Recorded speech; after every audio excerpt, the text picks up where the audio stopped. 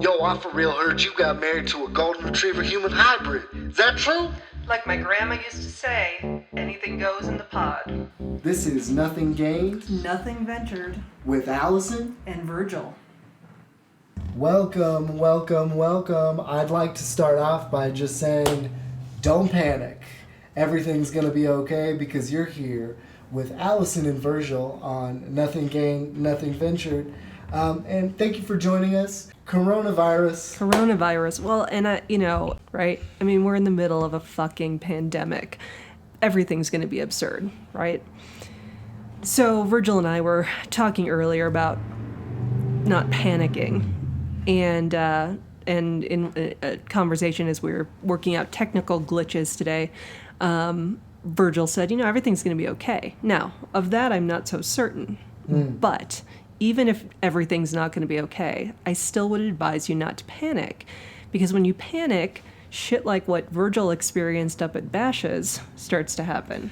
So, okay, we live in a very small, nice little mountain town in Arizona. Right now it's nice and snow-capped for some reason because apparently it still snows in March. Also, it will snow in April and May. Shit, it'll probably snow in June up here. When I first moved to Arizona, I used to find it so irritating when people who don't live here would be like, "Oh, you got some snow in Arizona." I'm like, "Yeah, well, I live on top of fucking mountains, Yeah, so that's why I got some snow." There are also mountains in desert states. It's called a high desert. Yeah. You should look it up. You should look it up before you fucking Don't talk to me about it. About fucking snow on mountains in deserts and act like you're all fucking bewildered. Didn't okay? you take geography? Jesus. Shit. Yeah. Well, technically, if I did take geography, I definitely didn't pay attention. And so I'm at this very small grocery store that's very close to both Allison and I's house. We'll put the addresses up later so you can come and rob us for all of our goods. And so I'm at this store, and the first thing I notice when I walk in is that there are two giant displays for water, and there's no water underneath any of the displays. Can I just interject real quick? Flagstaff water is some of the best water I've ever had. I like mean, from the tap. Why are you seriously, buying water? I have no idea. Actually, I do think our water is exceptionally delicious. It is pretty good. I'm going to have some right now. And go ahead, have some of that water. This podcast, as it was last time, is also brought to you by drinking water. Drink it. It's good for your body parts. If you don't like the water where you're at, you can move to Flagstaff. We don't have any affordable housing. No, but what we do have to complement the lack of affordable housing is plenty of breweries, and wineries. Delicious water. Yeah, and delicious water. So you can stay drunk to forget about the lack of affordable housing, and then later, when you're hungover, you can rehydrate with some deliciously of the rehydrate. best, Yeah. Some of the best water the United States has to offer. Our sponsor. And it's running out. Yeah. well, corporate water's running out. I mean, I'm sure the Colorado River is probably drying up as well, thanks to global warming. But so anyway, I'm making my way downtown, walking fast, my faces pass. Wow. Yeah. God damn, that's embarrassing. Thank you. And there are just tons of people scurrying around this usually vacant grocery store, and there's lines out the door, and people are buying all sorts of water, toilet paper. I mean, it looks like we're going through Great Depression #2 around here, and people are getting heated over this stuff. I mean, I watched a video yesterday of like an 80-year-old woman about to put hands on this like 20-year-old. I saw that story. Because the 20-year-old had like 2 carts full of toilet paper. Look, listen, okay? You don't need all that toilet paper. Diarrhea is not even a symptom of coronavirus. Nope. So you're gonna be all right. You're gonna probably poop a normal amount. And if you were not pooping a normal amount and you needed that much toilet paper before coronavirus, you probably got something else. You should probably get going checked on. out. Yeah. And as I told my students, I mean, if you really think about it, I know it's not a pleasant thought, but toilet paper is not a life necessity. You Nope. won't die without toilet paper. Nope. I mean, we also in Flagstaff have plenty of grass and leaves. Yep. So, I mean, There's plenty of stuff. You know what? Invest in a bidet. I mean, I don't know what to tell you. yeah. I know a lot of people that use them and like them. Feels like it would be a little weird for me, but I don't can't know. quite get on board with it yet, Yeah. even in spite of our nice water. This podcast is brought to you by the bidet. Do you not like toilet paper? Well, then there's an alternative. Or have they run out of toilet paper? Have they run? Yo, I bet bidet sales have really gone up. I don't want to get us too far afield. I'm a little hung up on that song you were singing. Because it Was makes that, me think, Sarah Bareilles? do you, is that a song that you enjoy? Because it's a grocery store song. Oh, Just it definitely is. FYI. I mean, that piano ballad at the beginning, you know, the do do do do do do do. Yeah. I had to follow up on that. Maybe you might have heard that in Bashes, actually. Yeah, that was probably what was playing on their grocery store radio. Well, people were in a pandemic frenzy. Yeah. It's a very Because I calm- miss you. Yeah, and I need you. Yeah, boy.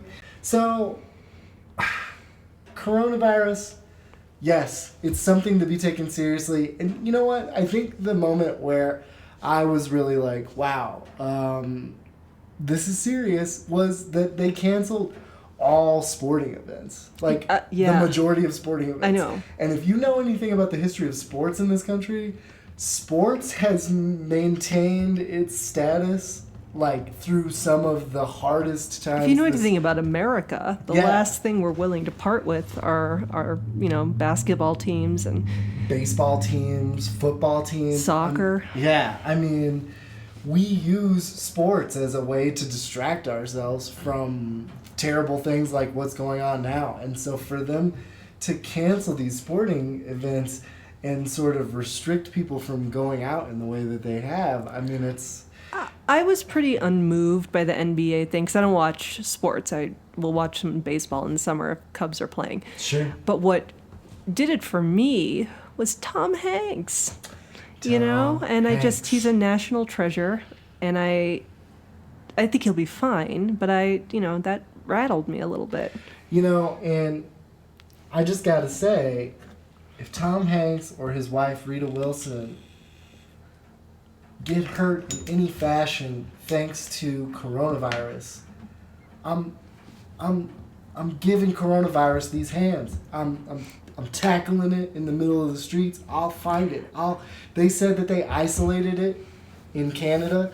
They've got it isolated. Well, I'm headed up to Canada to see what's really good with coronavirus. Do not touch Mr. Rogers, okay, And aka Tom Hanks. I think that the thing about Tom Hanks is kind of multi-layered at this point in time because yes, he's a famous guy. He's been in a lot of, some good, some not so good movies, but he's one of the few remaining male celebrities who doesn't seem to be a perv or a rapist or, an abuser of any kind. Yeah. And he's been, as far as I know, faithfully married to his wife for many, many years. Yeah. Their son seems like kind of a douchebag, but I mean... Boy, Chet. If you name your kid Chet, you're asking for it. You are not setting that kid up for success.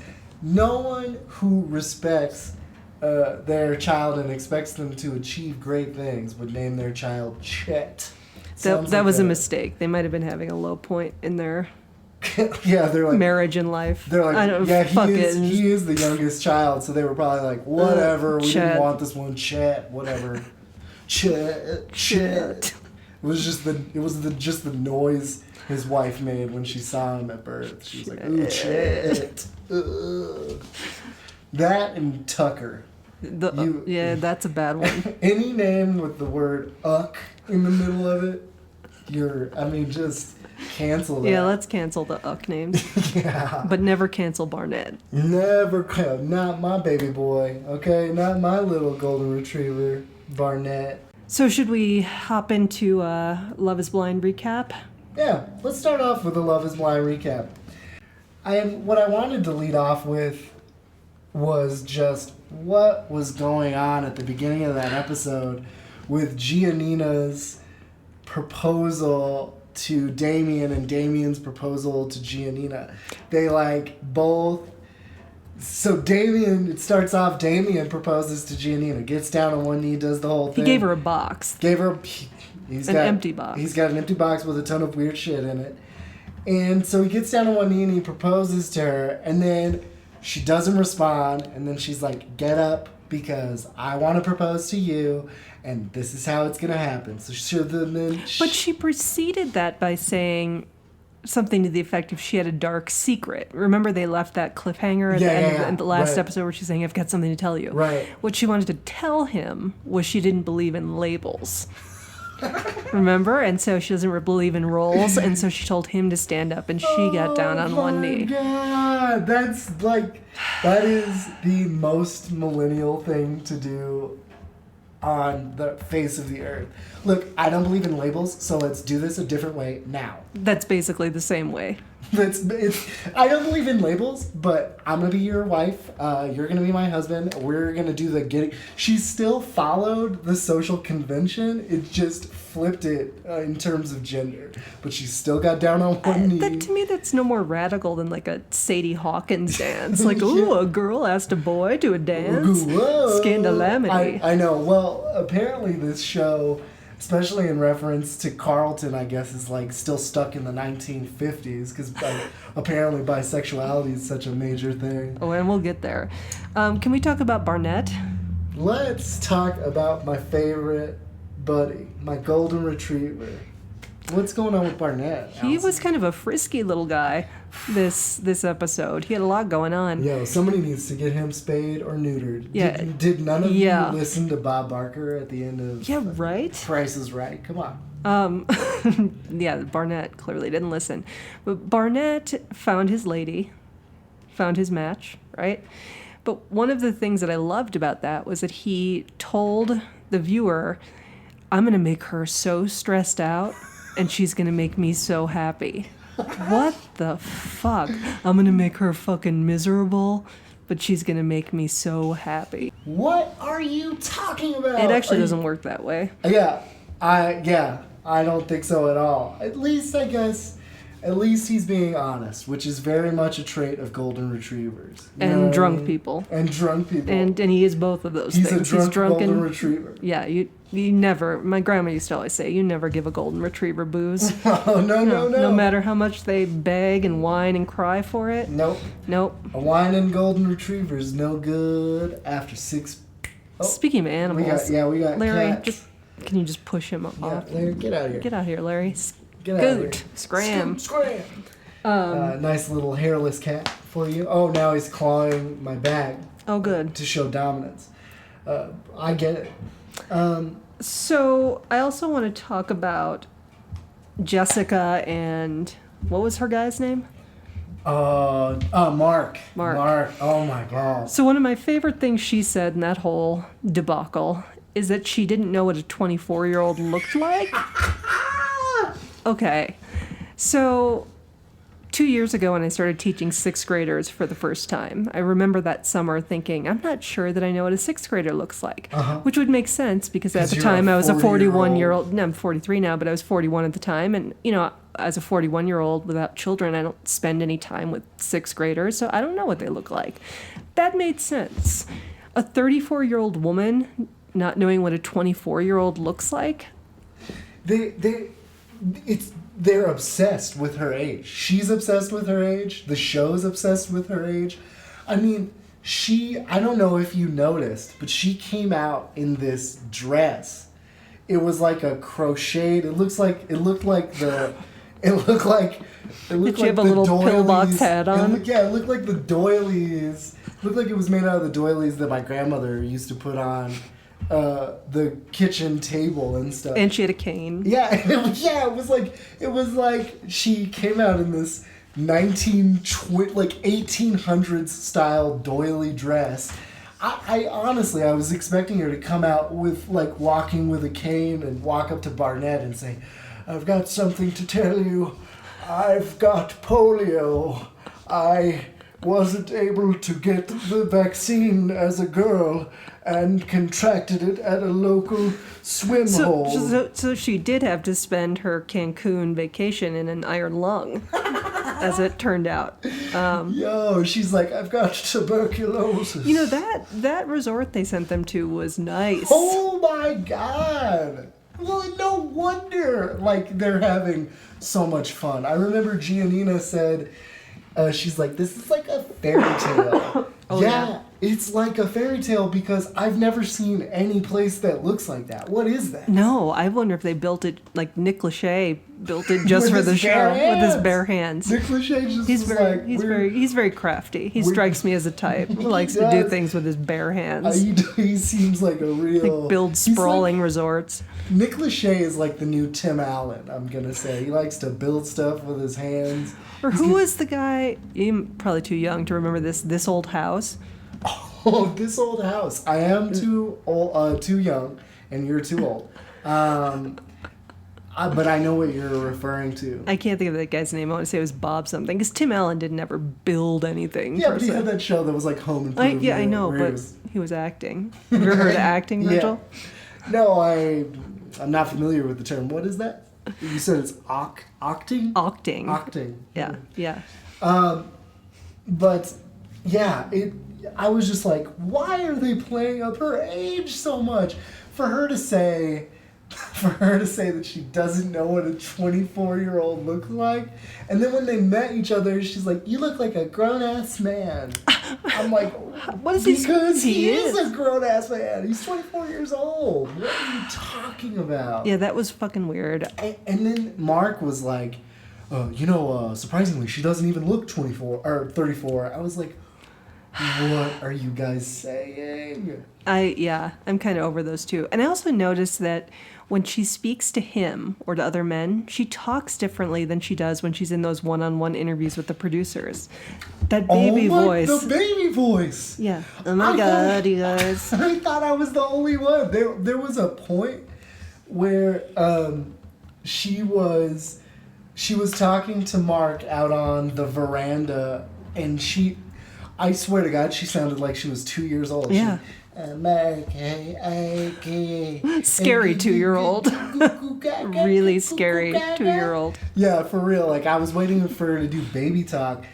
And then, like, when she gets alone on camera, she's like, yeah, so, like, Mark, oh, no, you know what I'm saying? Like, he just didn't seem like he was really down for...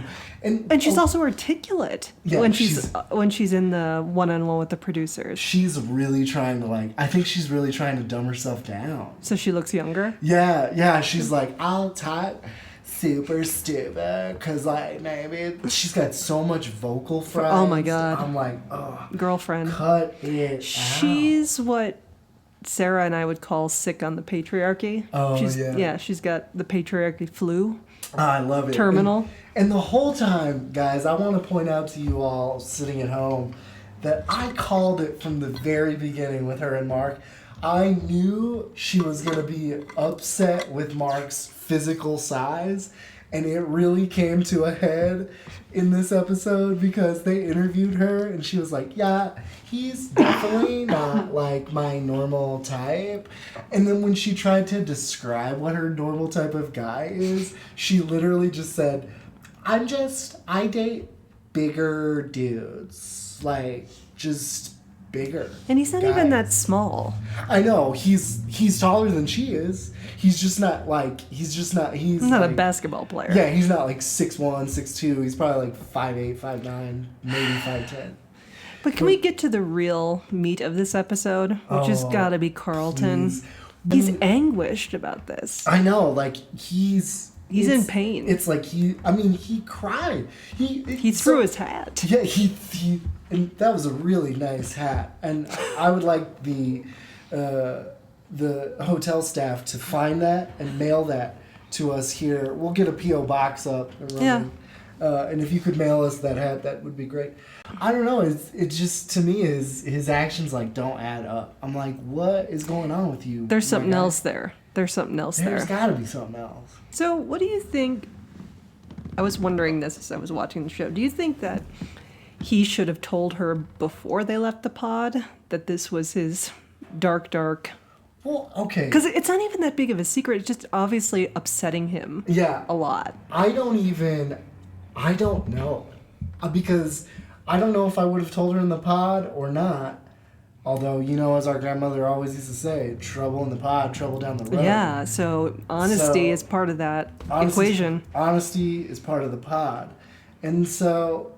And my grandma also used to say that if you're going to tell someone you're bisexual, it's best to do it in the pod than when you're in Cancun. Oh, yeah. That was one of our grandmother's hallmark sayings. And I believed her, even though I didn't know what the fuck she was talking about. Yeah, I was like, if I ever find myself in a pod, I'm divulging my sexuality immediately. Immediately, like first thing. And so I don't know because I don't think of it as like a big deal at all. No. But apparently in the 1950s universe that fucking... Being 34 and being bisexual. Seriously, like 34 in 1920 was actually... And being a biracial couple. Yeah, ooh. Like they're playing on to all of those things, like they're big fucking deals. Yeah. So who is our target audience? Yeah. The greatest generation? I have no idea. Like men who served in World War II? That's all. And they're trying to like the change their worldview. Yeah, that's all that watches this show. Uh-huh. They're like, oh, I've got shell shock, but this interracial couple is kind of cute. Well, I mean, I don't know. Based on they're pandering to somebody, and it ain't me. And boy, that Jessica, she's a vibrant one. For 34. For 34. Spinster. My God, she's not married yet. What a spinster. So it was a very old World War II vet. Yeah. Well, that was more like a World War I vet. Oh, but sure. whatever. Yeah. It's all right. And so Carlton and Diamond, because Carlton's dealing with this inner conflict, it's not going well for him. And he's really tore up about it. Like, you would think really that he'd, like, served time for murder or something. I mean... For real. He's bothered. The episode pretty much ended with Carlton flipping out, crying, and, I think understandably, Diamond is a little weirded out. And I think she's more weirded out by his reaction than by his... Because if he was just like, yeah, I used to date... But he made it into this thing... Like he was going to, reveal that he had either some horrible diagnosis or he killed people or he has a checkered criminal. I don't know. I don't either. Carlton, man, you got to get your shit together. You got to go to therapy. He needs therapy. Yeah. You know what? I think we all need therapy. I mean, I think we should be given a general practicing therapist at birth like we have a general practitioner. I agree. But yeah, I don't understand it. I think what Diamond is a little more taken aback by is how he's handling it. And understandably, because he's acting, like you said, like he's got some terrible prognosis. And so she's kind of like, why is he acting like this about this, Right. But that one, there was no trouble in the pod, it didn't seem. Nope. It seemed like they were pretty good in the pod. I mean, our grandma can't get it right all the time. No, I can't hold her responsible for getting it right all the time. She also always used to say, trouble in a hotel that you've never seen in your entire life and looks like a fantasy. Trouble she did down the road. So also, there were caveats on. She thought of all bases. Yeah, she did. She had it all covered. This quarantine's gonna suck no matter what. Like the idea, I like to stay home. I'm a homebody, but the idea of being isolated in my tiny house for 2 weeks, I don't. Yeah. I mean, it'd be like being in the pod, like back in the pod. You know what? And see. That's what I'm saying, folks, is that what we really need to do here is we need pod infrastructure everywhere. Sterile Maybe pods. The show is actually very prescient. Yeah, I don't know what that word means because you're a big-time word lady. Yeah, I am a big-time word lady. I think it is prescient. prosciutto. Were you drinking It that is- wine at Bashas' It this is morning? very. I was. I took a couple of sips on the walk Then down. nobody would have stopped you at this No, at this point. they're like, whatever, fuck it, we get it. You need a sip it's of wine It's a in the- pandemic swig. Right. Yeah, pour a little out for the pandemic. But maybe Love Is Blind, was trying to teach us something about Hey, social distancing. yep. Those people weren't going to catch anything from each other in those pods. No, I think what it is that Love Is Blind's message is we're all gross, so we should at least have a 2-inch, 3-inch wall between us at all times. It's sort of like panic rooms, just pod Yeah. rooms. Yeah, and we could make them mobile. I was just going to say, and you could move them over to your friends' houses and you could, talk Yeah. between the pods. Yeah. Why aren't we doing this? Somebody in Sedona is surely doing this. Absolutely. And renting one They're out like, as an Airbnb Namaste, we will be living in pods. that are full of crystals. Yeah. One of the things Sedona is known for is vortexes, which apparently heal you. This is kind of getting into conspiracy theory territory. It is. I don't know how they work. It's like a latitude-longitude thing, and you're supposed to stand at a certain place, and it can cure you of all sorts of ailments. Whatever, I guess. Whatever. Yeah, I don't know. I need to find one of those vortexes. Yeah. We all Yeah, do. yeah. Maybe the whole country I should think just we- descend on we sh- Sedona. Yeah, we should all just go through the vortex. Take the people really sick with Get our- coronavirus to the vortex. Yeah, get our chakras centered. Sadly, there are people in Sedona who would think that was a logical and good plan. Oh, she's calling people out. That's like half our viewers. That's like right now. That's like 65% There's of our probably viewers. a listener standing in a vortex right now. Yeah, like, I'm fuck sure. you, bitch. Yeah. Fuck, don't talk about the vortex like that, bitch. Because they're very Buddhist, but they're also very aggressive. That leads me into the French government the other day released a statement that said, please remember that cocaine and bleach are not cures for drinking bleach and doing mass amounts of cocaine are not They're cures not? for the coronavirus.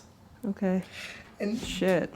when I tell you that I am disheartened by that, If they said cocaine was the cure for coronavirus, oof, we'd be it'd be back to 1995 for me, my friend. We'd be deep in the schneef right now. It'd Yeah. be snowing outside, but it would be snowing inside. But last too. I heard, cocaine destroys your life, so I'm gonna Yeah, refrain no. until I hear I mean, further. I'm sure. You know what? You know where they probably got that cocaine is great idea? It was probably during like the plague and stuff. I'm sure they did. People were like, "Fuck it, Yeah. let's just do cocaine." You would forget about pandemic if you were Hell doing yeah, enough cocaine. If I was dosed up on the perico, Or you all wouldn't day, even notice you had coronavirus. Hell no, I'd be too jazzed up. I'd be like, who's sick?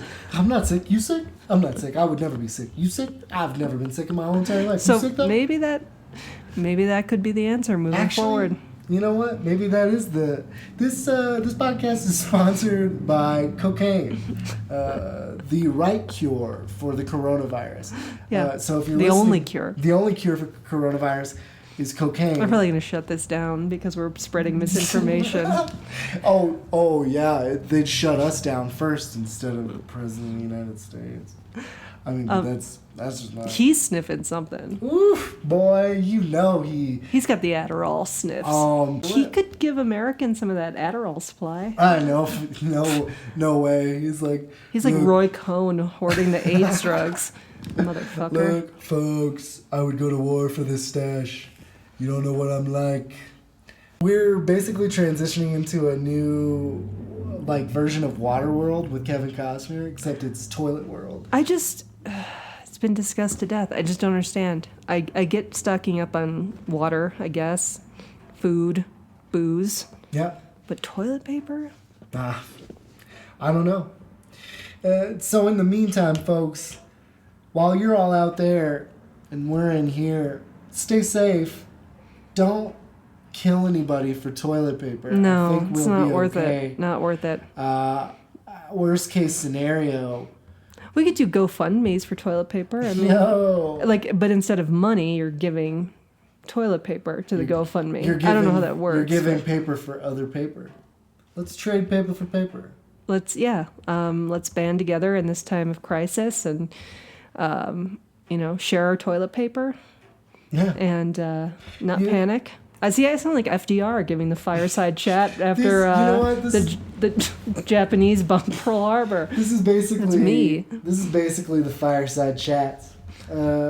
We are basically Franklin Delano Roosevelt, and we're here bringing you love, compassion, understanding, and And just like FDR, because you're just listening to my voice, you can't see that, like FDR would be giving these speeches in a wheelchair with an Afghan on his lap, which I still don't understand. Like, was he always cold from the polio? Does polio make you cold? I don't know. Somebody should ask Jessica. But Jessica, do you? If Jessica she would know because she has polio. She's got polio. This has been another episode of Nothing Gained, Nothing Ventured with Allison and Virgil. And we'd just like to send you off with a reassuring note that we may not all be okay. Stop being mean to senior citizens. Yeah. They deserve to live too. And those with compromised immune systems, people with disabilities, all these people that are going to suffer from this disease. And even if you don't die from it and you still get it, you deserve sympathy because it sure doesn't seem like it's a lot of fun. No, it definitely doesn't. So, don't panic. Be nice to each other. And don't worry about toilet paper for right now. Yeah, just let toilet paper go. You got enough. You're all right.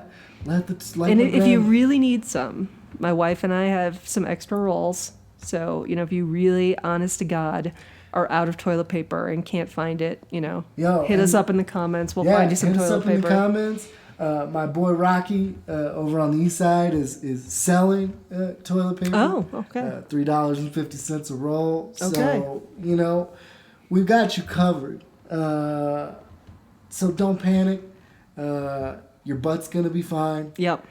And stay safe out there, folks. And we'll talk to you next week. We'll be a little more energetic next week.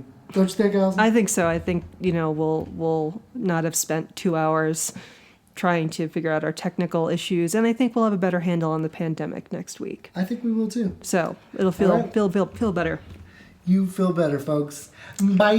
Bye.